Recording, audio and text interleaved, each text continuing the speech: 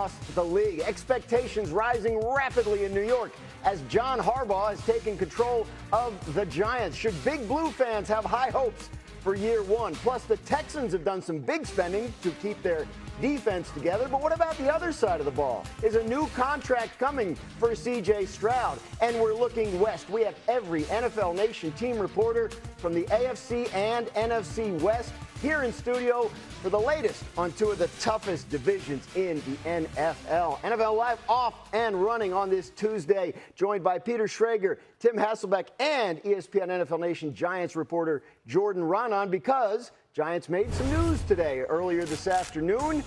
New on NFL Live, this from our Jeremy Fowler. Giants and defensive tackle DJ Reader closing in on a deal. 10-year veteran brings immediate help to New York's front. So, Jordan, why'd they do it? Well, the Giants allowed 5.3 yards per carry last year. That was dead last in the NFL, right? And now you're talking about, even before they traded Dexter Lawrence, they said that they needed to add to that position. So then they trade Dexter Lawrence, and not only did the Giants sign Shelby Harris, the defensive lineman, Leki Fatu, another nose tackle, now they also add DJ Reader to the mix to help that run defense. And I'll tell you this about DJ Reader, right? There was one player that had a double team at a higher percentage than Dexter Lawrence last year. And I had a source tell me DJ Reader can still handle the double team. It was DJ Reader who had double teams and is still able to help against the run. He's getting up there in his age. He's over 30, but he's still an asset for them against the run. Yeah, obviously a lot of changes up front for the Giants, but the biggest change is Harbaugh coming in as the head coach. So, like, what's the buzz around the team? How does it feel around the facility with Harbaugh running the show? I spoke to a couple of players about this, and they feel like it's a fresh start, right? And yes, John Harbaugh is known as a hard coach. He's going to work them hard. But you're willing to accept that when the results haven't been good the other way around. And John Harbaugh has been honest about his expectations coming in. He's not like, okay, we're going to build up this program. This is a multi-year build. When he first came in, he said, we're going to be trying to make the playoffs this year. Like, that was an expectation for him. He said, we're not going out there to lose games. Our goal is to win games. And look, they have operated this offseason and added pieces and made that roster look like a John Harbaugh type roster. Look at the draft. You're talking about a massive right guard. He's going to play right guard, Francis Maui Noah. You're talking about linebacker / edge rusher who said he plays violent, right? You're adding a 6th round, a defensive tackle. You're adding big players all around. It has the shape of John Harbaugh, and he expects us to be a good team right away. And you know what helps? When you have that second-year quarterback, quarterback who you think is good. Jackson Dart, who showed a lot of promise as a rookie. Tim, what are your expectations for Harbaugh's first year in New York? I think they'll be an improved team. Part of the reason they'll be an improved team will be the second year for a quarterback who I think, will show good progress. And I also do think that Harbaugh, like a lot of coaches that have experienced success in the NFL with a prior organization, I think they'll try to, mimic that blueprint. And so, Jordan's referencing, some of the initial moves that, they're making under Harbaugh's leadership. Obviously, big guys in the front on both sides of the ball. You think of his time in Baltimore, certainly they were a team that played great defense. They ran the football, and, they had a quarterback that always had an added element, and so when it was Flacco, it was his ability to push the ball down the field. With Lamar, it was obviously an added element as a runner, and I think with Dart, there's kind of a combination of both of those things. So I think it'll take a little bit of time, but ultimately, I think that will end up being the vision for Harbaugh. Yeah, and Tim, I'm fascinated by the brain trust that is going into this offense. And Jordan and Dan, you guys can speak to it as well. But it's not, here's a John Harbaugh offense, go, plug and play. It's Matt Nagy, who comes from Kansas City and, of course, has history as, the head coach of the Bears before that. It's Greg Roman, whose history and resume is quite decorated. It's Brian Callahan, who's been an NFL head coach, but also has worked with Matthew Stafford and Derek Carr and Peyton Manning in previous spots, and is the son of Bill Callahan, who's one of the great offensive line coaches in NFL history. So these are a lot of voices that are going to be playing a role in the formation of this offense. I don't know what it looks like. I also don't know what the running back situation is. I know they've got a bunch of guys that we think we like, but Jeremiah Love might have taken this to a different spot. They didn't draft a running back in the entire draft. Like, they don't have that guy either. So I know Scadaboo's coming back and Tyrone Tracy, and we got Motor Singletary and all these names. But before we just say 12 wins for the Giants, I want to see what the offense looks like, and that'll take form. And I also want to see what this running game looks like and how they perform with this great offensive line that they're now putting together. Yeah, good point. It'll be interesting to see how it comes together with that sort of cocktail of high-ranking former head coaches on the offensive side of the ball. You got something real quick? One more thing that John Harbaugh has harped on. They lost 5 games last season where they were up double-digit points. They lost all these close games. He thinks the margins are small. This team's closer than people thought. That's what they believe inside that building. We'll get to find out together. Sticking in the NFC East, the Dallas Cowboys were focused on defense this offseason. 5 of their first 6 picks in the draft were on defense, starting with safety Caleb Downs, who they traded up 1 spot to get. They also landed Rashawn Gary and Kobe Durant during the free agency period. That defense will be led by new defensive coordinator Christian Parker, who comes over from the Eagles. Head coach Brian Schottenheimer was talking about his first-round draft pick, Caleb Downs, after rookie camp. Listen to what he had to say. The person elite, the intelligence elite. It's cool for me on the field to watch the ability for him to be going in any direction and how quickly he can get into balance. Why that matters is it matters with the ability to tackle in open field space, make plays on the ball, in coverage, time up blitzes. He's just got incredible lower body athleticism that when you watch him, he always gets into that same position where he's ready to strike with same foot, same shoulder, whether it's left foot forward, right foot forward. Peter, things needed to change on defense in Dallas, and they obviously have. Expectations always high there. Do you think they've made enough changes on the defensive side of the ball for them to live up to those expectations? I know the documentary aired on ESPN, so it looks like I'm doing this for Mickey Mouse, but I don't know that the pick is in. The documentary that got us inside the draft war room was outstanding. It was exquisite, and it gave us the conversations that not only Jerry Jones and Brian Schottenheimer are having, but Stephen Jones and Will McClay, and going into the maneuvering of the board to move back and then move up, and then what do we have to do to still get Caleb Downs? That was the player they circled, and they got him. And what a talent he is. You heard the word IQ. Talking to Cowboys sources, that's been the biggest thing that has stood out about Caleb Downs. We know about the physical presence. We know about the bloodlines. We know about what a talent he was at both Alabama and Ohio State. But in a first-year player, to be talked about as a coach on the field, then to mesh that with Christian Parker, who at 34 years old is the new defensive coordinator, who is a defensive backs guru who they plucked from Philadelphia, their arch rivals. I think that marriage is going to be maybe the most important thing for Dallas in this upcoming year. I've called them Super Bowl contenders, and Stephen A. Smith was laughing in my face at first take.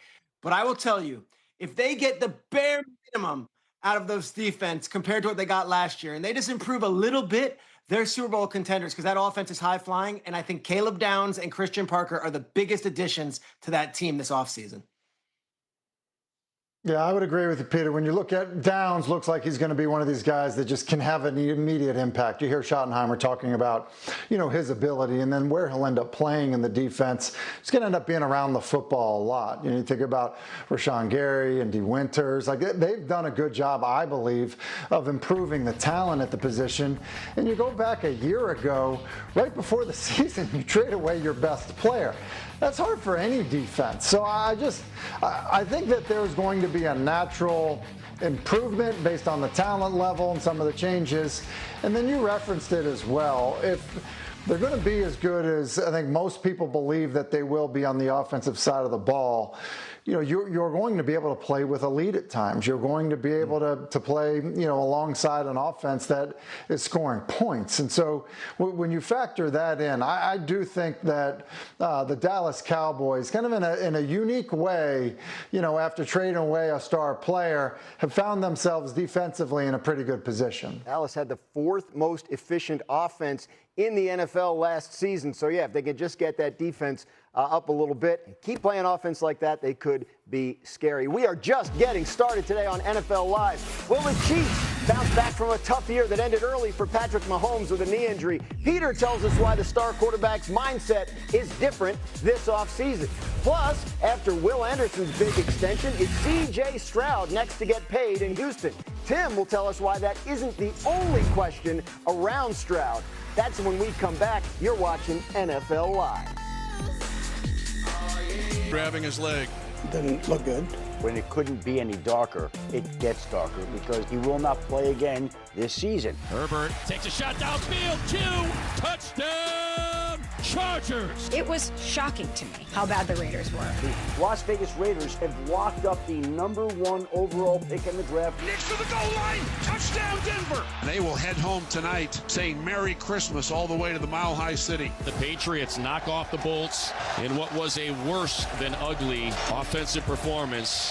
On the second to last play in overtime, Bo fractured a bone in his right ankle to put him out for the rest of the season. Steady's ready to go, but we were good enough when it counted. What a season it has been. Losing in the AFC Championship game to the New England Patriots. We weren't able to get it done. It's tough, especially in this game. Our NFL Nation reporters are in town this week, so we want to keep it rolling and talk to the ones that cover the teams in the AFC West. We're going to start with the Los Angeles Chargers, who have really emphasized the offensive line. They drafted 4 offensive linemen this year. Last time they drafted that many in a single draft, their head coach, Jim Harbaugh, was the starting quarterback of the Bears. That was back in 1991. They did this after allowing the second most sacks in the league last year and changing offensive coordinators, which is probably another big part of it. This is Chris Rim, who covers the Chargers for us. ESPN, NFL Nation. Everybody's in town for meetings this week. We told these guys, hey, if you want to come on NFL Live, we can get you out of your meetings. They were all excited to do it. So expectations on the rise here for this Jim Harbaugh team entering his 3rd year there. What are you hearing about how Justin Herbert is meshing with Mike McDaniel and his system? Well, everybody is excited. Mike McDaniel said specifically that he's geeked to work with Justin Herbert, right? And last year, Justin was the league's most pressured and hit quarterback. And the Chargers went through a revolving door at both tackle spots. And the offense kind of relied on Herbert throughout the season to kind of make hero plays. And McDaniel was on the sideline for one of those games. In Week 6 last season, the Chargers were on the 42-yard line. There was around 30 seconds left to go. It looked like the game was over. Justin avoided a sack attempt from edge rusher Jalen Phillips, hit Ladd McConkey, and the Chargers ended up winning that game. But the Chargers know they can't rely on that long term. And what McDaniel was trying to do in L.A. is make life easier for Herbert. He wants to get him quick passes, easy touchdowns, easy scores, and most importantly, keep Herbert upright. And that'll get helped with Joe Alt and Rashawn Slater back, and also with McDaniel, who appears to be focused on making life easy for Justin. Yeah, it seems like he'll enjoy Justin, and Justin might enjoy Mike McDaniel. Tim, what do you think about the way Justin Herbert will fit in that system? I think what Justin Herbert's going to like is the creativity in the run game. That, to me, is going to end up being the biggest difference. And that really is what McDaniel's expertise is. I think at times in Miami he got a little too cute with it. But, look, Harbaugh's going to want to be physical running the football. And I think that some of the creative things that they will do formationally is going to really benefit Justin Herbert. So I think it's more about the run game for Herbert, making him comfortable, than it will be anything in the passing game. I think just forcing people to defend you a certain way because of the way you're able to run the football creatively will create some opportunities in the passing attack. Chargers trying to run down the Denver Broncos, who won the AFC West last year, and we're going to talk about them next. They were on the doorstep of the Super Bowl after bouncing back in 2025. Bo Nix, their quarterback, led the NFL in game-winning drives. Broncos tied a franchise record with 14 wins, but they didn't have Nix in the AFC Championship game where they lost to the Patriots. Their draft wasn't very exciting. They had just 1 pick in the first 3 rounds, which was the fewest of any team. That, of course, partially because they traded their first-round pick for Jalen Waddle. Jeff Legwold covers the Denver Broncos for us at ESPN. So, Jeff, first of all, what's the latest on Nix and his recovery from that injury? Well, Dan, they're the only team in the league, I believe, that's going to have all of its off-season workouts in June, all OTAs, minicamp, and he is not expected to participate in the 11-on-11 work in any way. There's been some rumblings he may do limited things, but I do not expect to see him do anything of significance until training camp. Even without him, they were still within 3 points of the Patriots in that game. They were that close to the Super Bowl, which you must really eat at Sean Payton. So what can you share with us in terms of their plans to get even further this year? Yeah, well, they obviously liked the team they had. He believed it was a Super Bowl team last year, and what they do in the offseason? Well, they had 21 players who were unrestricted, restricted, or exclusive rights free agents. They re-signed 17 of them. I've never seen anything like it in all my years. Their significant move, trade for Jalen Waddle. They believe that's the one thing offensively they could not punish defenses down the field. They were near the bottom of the league in 3 and outs, 29th in the league, and drives that ended in 3 and outs. Very low impact at the tight end position, so they're looking to push the ball down the field some and punish nickel defenses in the middle of the field. Peter, what more can you share with us on their expectations for Jalen Waddle in Denver? I'm going to give some flowers to Jeff here because I polled a lot of different NFL GMs and coaches after the draft and said, whose big boards do you guys actually look at as far as trying to rank? It says Jeff Legwold is one of the top ones. We always have that in our hands. And I use that as a segue because they traded that first-round pick and got Jalen Waddle. One of the main reasons why was they were looking at this wide receiver draft class, and they said at the back half of the first round, we don't think Carnell Tate's going to be there. We don't anticipate Jordan Tyson going to be there. Maybe Cooper is going to be there if we're doing it in the late 20s. Maybe he ended up being there. But all 3 of those guys, we'll put Jalen Waddle in that conversation. And if we can exchange that pick for Jalen Waddle, that makes us all the better, and it makes us better now. So I look at their wide receivers room, and it's almost like you got a starting 5 in basketball where you got a speedster like Mims, you got another speedster like Jalen Waddle. Those could be your guards. Then you got the bodies like Sutton and Pat Bryant, and then you go down the list with all the different guys that can all play different roles. That's what they're excited about. And in Jalen Waddle, they have a first-round pick that they feel almost better than if they had drafted one and got one that was right out of college. Can you tell Peter's excited about the Knicks being back in the playoffs and maybe making a run? No question about it. With the basketball, I was fired up about your big board, Jeff. That's analogies. what I was fired up about. Broncos said Jeff Legwold doesn't like any of the wide receivers down there at the end of the first round. Neither do we. Let's trade our pick for a known quantity. To Las Vegas now, where the Raiders added quarterback Fernando Mendoza with the #1 overall pick in this year's draft. They also signed veteran Kirk Cousins, who could be their starter while they take time to get Mendoza ready to go at the pro level. Clint Kubiak set to be the Raiders' 6th different head coach in the last 6 seasons. We're very happy that Ryan McFadden covers the Raiders for us here at ESPN. He's really embraced the leadership role as the quarterback of the team during practice. He was breaking the team out of the huddle, during the night before practice, on the first thing, even the night knows is that he's really embraced the leadership role as the quarterback of the team during practice. He was breaking the team out of the huddle, during the night before practice, on the first thing, even the night before the second practice. He's having walkthroughs during the team hotel where he's listen, because he's trying to get better at learning playing under center.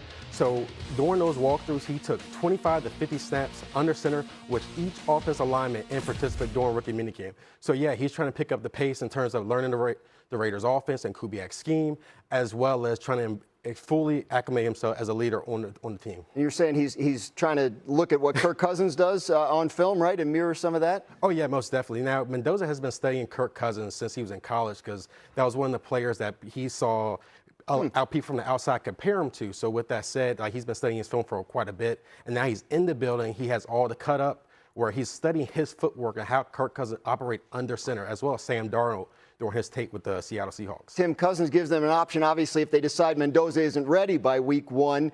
Should he start right away? What would you do? I don't think he needs to start right away. I think there will be some benefit to watching someone like Cousins, who is a master at, that offense. At the same time, I do think it's easier. In fact, I know it's easier to get better doing something rather than watching someone do it. So I would expect him to take over at some point in his rookie season. I don't think it has to be week 1. All right. Brian McFadden, thanks very much. We're going to talk now about the Kansas City Chiefs, who revamped their running back room with Super Bowl MVP Kenneth Walker on a big free agent deal. They also traded up into the top 10 of the draft to select cornerback Mansour Delane after they lost their 2 starting corners to the Rams. Both went to the Rams, which is odd. Chiefs general manager Brett Veach spoke earlier this week on the radio about where quarterback Patrick Mahomes is in his rehab from that knee injury. He's way ahead of schedule. I think the biggest challenge that we're going to have is protecting him against himself, because I'm sure when we get to St. Joe, Missouri for training camp, he's going to want to be full go, but we're going to have to hold him back a little. And again, I don't want to put a timetable on it, but I think you guys know the type of person and the competitor Pat is. And, I would just say we're in a really good place right now. Our Chiefs reporter Nate Taylor joins the show. You're on the ground there in Kansas City. You hear what Veach is saying. You heard what Andy Reid said this weekend about Patrick Mahomes. Is he ahead of schedule? What are the expectations there? Yes, he's very ahead of schedule, Dan, and that's what makes this offseason so exciting for Kansas City, not only building the offense with a guy like Kenneth Walker, the reigning Super Bowl MVP, but now they actually anticipate Patrick Mahomes taking reps in OTAs later this month. And so that means, hey, it's, offense on air to start. Then we get offense on defense, and the hope is that Mahomes can be ready to take on even more responsibility, more reps for training camp, like Brett Veach said in the clip. So for Kansas City, they're going to have to be precautious. They're going to have to be a little bit, limiting Patrick Mahomes and what he does, because they also need to get Justin Fields some reps in this offense, too, as the expected backup quarterback. But for right now, the offseason has gone really well for Patrick Mahomes because he's not only been training, but he's been rehabbing just about every day, which has given him the chance to really have a joyful moment later this month when he is back in the huddle with his teammates. I can't imagine how excited he's going to be when he's actually on the field doing OTA sort of reps with the rest of his teammates. All right, so that's all sounds very encouraging, Peter. So let's live in a world where Patrick Mahomes bounces back and he's ready to go and he's his old self. What are your expectations for that Kansas City offense this year? I think Nate's on it in that they're going to have to kind of play governor to how much they can use him. They always play Patrick Mahomes in the preseason. They always get that moment where the fans can see him, and he usually plays 2 quarters. I would imagine it's a conversation not only in St. Joe's, but it's also before that preseason game. Like, maybe this is the year we don't do that, and we just kind of ease into things. I will say this. The Chiefs made their roster very evident when they drafted 4 defensive players with their first 4 draft picks, all at 4 different positions. It sounds like the Jimmies and Joes on offense, they feel comfortable with. It was the defensive guys that they felt they needed to add there. So their offense is good, and I think Nate will add on this. After this last couple of days of what they had going on, there is a little buzz there already about their day 3 pick, Emmett Johnson, the running back out of Nebraska. So whereas you lose Isaiah Pacheco, you also pick up a new day 3 guy who led the nation in yards per scrimmage per game. Nate, maybe you can add to that, but Emmett Johnson was the talk after that rookie minicamp. He is the player that got a lot of receptions in rookie minicamp, showed a lot of speed, shows an ability to get yards after the catch as well. So he could easily be able to find himself a role as a rookie alongside Kenneth Walker. I know they have Demo Cardo as well in the running back room. So it's an overall different change from the running back position moving forward. And again, all that should take less of the burden off Patrick Mahomes, especially if he's going to be on the field like he hopes for week 1 to lead that Chiefs offense. Right, Chiefs trying to build up the running game to make life. And with Clint Kubiak off to coach the Raiders, they have a new offensive coordinator in Brian Fleury. ESPN Seahawks reporter Brady Henderson joins the show. Brady, first of all, Seattle made some news today. What can you tell us? Yeah, Dan, they signed Dante Fowler Jr., the veteran edge rusher, and he is their replacement for Boye Mafe. And of all the players they lost in free agency, Mafe was the one guy that they had yet to replace. Now, they brought Fowler in for a visit before the draft, and then they did not draft an edge rusher with any of their 8 picks, knowing that they didn't have to force a pick there, knowing that they had Fowler as an option in their back pocket. He's got a connection to defensive coordinator Adam Dirty, who coached him in both Dallas and in Atlanta. All right, so he knows a little bit about the scheme they want to run and should fit well. You have a story up on ESPN.com about the Seahawks draft. What can you share with us about that? Yeah, I talked to several people inside the draft room, and one of the nuggets that did not make it into the story was that they had a 3rd-round grade on Ty Simpson. And as you know, Dan, sometimes teams will kind of squirm and get nervous when a team in their division drafts a player. I can tell you this was not the case with the Seahawks and Ty Simpson. And let's zoom out a little bit here and compare these teams side by side. They were neck and neck last season as the 2 best teams in the NFL. Their 2 regular season meetings decided by a combined 3 points. The NFC Championship game also came down to the wire. Well, the Seahawks, as you mentioned, took some hits in free agency with Kobe Bryant, Ken Walker III, Rick Woolen, Boye Mafe. The Rams, meanwhile, really beefed up their secondary with Trent McDuffie and Jalen Watson, and you could clearly make an argument that the Rams might have overtaken them in terms of talent. That's why I say I don't think the Seahawks were at all disappointed to see the Rams take a player that's probably not going to help them out much this season. With the 13th pick, I don't doubt it. Tim, what did you think of what the Seahawks did in the draft? Well, I like the decision to draft Price in the first round. You know, when you look at their running back situation, it's kind of remarkable to think that there's a chance they could actually end up improving, even though they let the Super Bowl MVP walk. And I say that because when you look at how Seattle ran the football during the regular season last year, it really wasn't great. And I think there were times you could easily say that Charbonnet was kind of the more reliable or better back. He certainly was the more explosive back at times. And so with Charbonnet's injury, I think in some ways they were, I don't say forced, but it just made a lot of sense to go with Price in the first round. I think Price ends up being the day one starter, and I think he ends up being a guy that touches the ball maybe 15 times a game and really have an impact on their offense. All right, so we'll see how that Seattle running game, to your point, it wasn't great until it had to be in the postseason. Brady, you mentioned the L.A. Rams. We're going to talk about them next. They lost to the Seahawks in the NFC title game. Matthew Stafford, their quarterback, won his first MVP. So what did they do? They went and drafted a quarterback in the first round in Ty Simpson. That's the first time a team drafted a first-round quarterback the year after their quarterback won MVP since the 1967 Packers, who had Bart Starr and drafted Don Horn in the ensuing draft. Of course, we all remember the Don Horn era in Green Bay very well. Our Rams reporter, Sarah Barshop, joins the show. Sarah, the big move from day one of the draft was, of course, Ty Simpson. What is the plan with him and Matthew Stafford?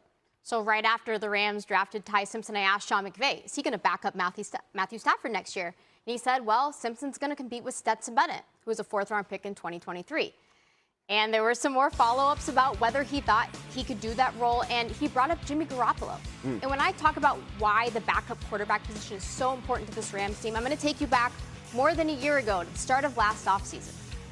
Matthew Stafford, Sean McVay, members of the Rams medical and strength staff sat down, and they discussed how they could best get Stafford ready for the start of his 17th NFL season. That looked like more time at home during the first phase of OTAs, more time with his family, a place where he has a full gym, has everything he needs to do his job. And Sean McVay said it helped him avoid some of the maybe monotonous work that he would have otherwise done at the facility. Still allowed him to throw when he needed to with his teammates. And so after the draft, I asked McVay, what did you guys learn about that in a season where your quarterback won MVP? Right. And he said, we plan to take a very similar approach. And that's why Ty Simpson is so important. Jimmy Garoppolo played a big role, of course. Matthew Stafford also not planned, missed a lot of training camp with that back injury. And so they have to figure out who is that player who can take some of those reps, even if the Rams do take a modified approach during training camp. Peter? I think Sarah's nailing it. The importance of Jimmy Garoppolo last year cannot be overstated. And the fact that they could put it on Jimmy and say, hey, take us against the Cowboys in joint practices, and you lead the way, and you get this offense going, and you be the one to help Devontae Adams figure out this offense a little bit and get him up to speed. It was so huge. So when Jimmy says he's contemplating retirement and he's not coming back to the Rams, which is what we think is now, and that he's not going to the Cardinals, where I was always under the impression Mike LaFleur could lure him as a starter, and he said, no, I'm going to take this time, it makes Ty Simpson or Stetson Bennett all the more important. I also would say this, and Sarah's there every day, she knows, that there is a bit of a threading of the needle here as far as the personalities go. All last offseason, going into the draft and going into free agency, was like, where are we at with Stafford? They're going to have to do that again, maybe, and just make sure that everyone is secure in their place and that, hey, Stafford, is it year to year or is this long term? At the very least, we all have to be comfortable with the selection of Ty Simpson and his place in this room. Certainly counting on the coaching staff to thread that needle. Of course, the Rams probably trust their coaching staff as much as any team in the league. We go back a couple weeks before the draft. The team a lot of people thought would end up with Ty Simpson was the Arizona Cardinals, especially after they moved on from quarterback Kyler Murray. But instead, they selected Notre Dame running back Jeremiah Love with the 3rd overall pick. They did take Carson Beck in the 3rd round and added Gardner Minshew in free agency. So that's pretty much how the quarterback room looks, along with Jacoby Brissett for rookie head coach Mike LaFleur. Josh Weinfuss covers the Arizona Cardinals for us here at ESPN. Josh, what are you hearing about their plan at quarterback? Yeah, Dan, I've been told that as of now, Jacoby Brissett is QB1, despite him holding out for a new contract. A source told me that he's been made aware of that, and that discussions between the team and Brissett are ongoing, just like Brissett's holdout. That leaves Minshew as quarterback 2. And then the plan for a rookie, Carson Beck, who Arizona drafted in the 3rd round, is for him to sit and watch and learn, unless he outplays some of the quarterbacks during camp. And if that happens, there's a chance he could see the field earlier rather than later. Certainly seems like there's at least going to be an opportunity for him to show something. Tim, what should they do? I think they're going to go with Brissett. I anticipate Brissett being there. There aren't many other options than ended up, than showing up. And I think he'll be the starter. I think Minshew's there for a reason because of, his background and experience. I think they'll feel comfortable playing him. And so I actually think the pass for Beck. And so I think it'll go in that order. There's a chance based on their struggles, if that we could end up seeing all three at some point during the season. But I think that's the way it'll go. And it kind of makes me feel like the Cardinals decided to basically just punt on addressing quarterback meaningfully, in this process with an anticipation that they'll do it a year from now. Playing in a team that had 3 playoff teams last year, obviously uphill climb for Arizona. Still ahead, do the 49ers have enough offensive firepower to keep up in that loaded NFC West? No, we haven't forgotten about them. Someone here thinks San Francisco's offense has greatly improved. Find out who that is when we come back.